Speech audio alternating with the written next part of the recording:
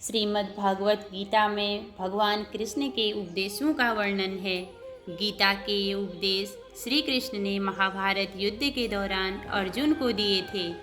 गीता की बातों को अपनाने से जीवन संवर जाता है। इन बातों का अनुसरण करने से व्यक्ति के अंदर से क्रोध और ईर्ष्या की भावना खत्म होती है।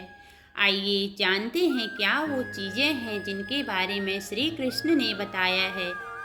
श्रीमद् भागवत गीता के अनुसार आनंद हमेशा मनुष्य के भीतर ही होता है, परंतु मनुष्य उसे बाहरी सुखों में ढूंढता है। भगवान की उपासना केवल शरीर से ही नहीं बल्कि पूरे मन से करनी चाहिए। भगवान का वंदन उन्हें प्रेम बंधन में बांधता है। मनुष्य अपनी वासना की वजह से ही पुनर्जन्म लेता है। मनुष्य अपनी इंद्रियों को अगर अधीन में कर ले तो उसके जीवन में कभी विकार और परेशानियां नहीं आती हैं। संयम, सदाचार, स्नेह और सेवा जैसे गुण मनुष्य में कभी भी सत्संग के बिना नहीं आते हैं। गीता में श्री कृष्ण कहते हैं, मनुष्य को वस्त्र बदलने की जगह हृदय परिवर्तन पर केंद्रित करना चाहिए। गीता के अनुसार जवानी में जिनके ज़्यादा पाप किए हैं उन्हें बुढ़ापे में आकर भोगना पड़ता है। श्री कृष्ण कहते हैं, मनुष्य को स्वयं को ईश्वर में लीन कर लेना चाहिए। ईश्वर के सिवाय मनुष्य का कोई नहीं होता।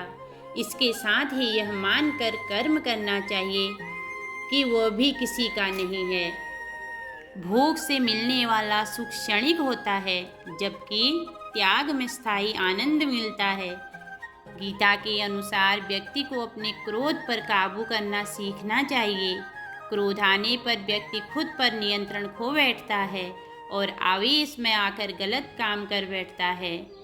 क्रोध में लिए गए फैसले अक्सर गलत होते हैं, जिससे व्यक्ति आगे चलकर पछताता है। इसलिए क्रोध आने पर खुद को शांत करने का प्रयास करें।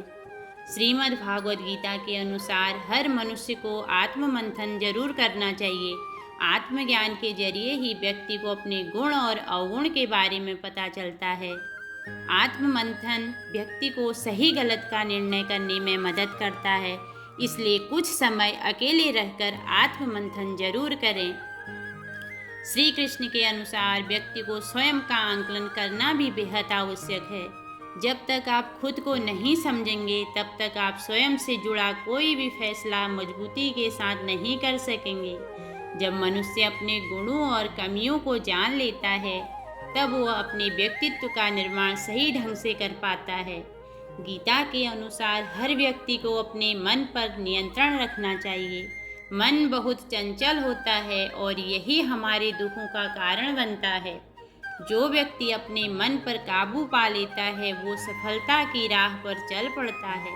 ऐसा व्यक्ति सिर्फ अपने कर्म पर केंद्रित रहता है और लक्ष्य को आसानी से हासिल कर लेता है।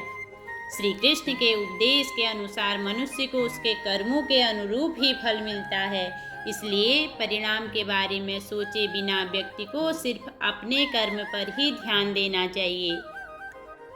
भगवान श्री कृष्ण कहते हैं, जिस प्रकार धुआं अग्नि को ढक देता है उसी तरह काम, मोह और वासना भी मनुष्य के ज्ञान को ढक देती है। इन्हीं कारणों के चलते मनुष्य पाप करने के लिए विवश हो जाता है। हमारा मन ही हमारे दुखों का कारण होता है। ऐसे में श्री कृष्ण ने गीता में कहा है, जिस व्यक्ति ने अपने मन पर काबू पा लिया वह मन में पैदा होने वाली बेकार की चिंताओं और इच्छाओं से भी दूर रहता है, साथ ही अपने लक्ष्य को भी आसानी से प्राप्त कर लेता है। जय श्री कृष्णा।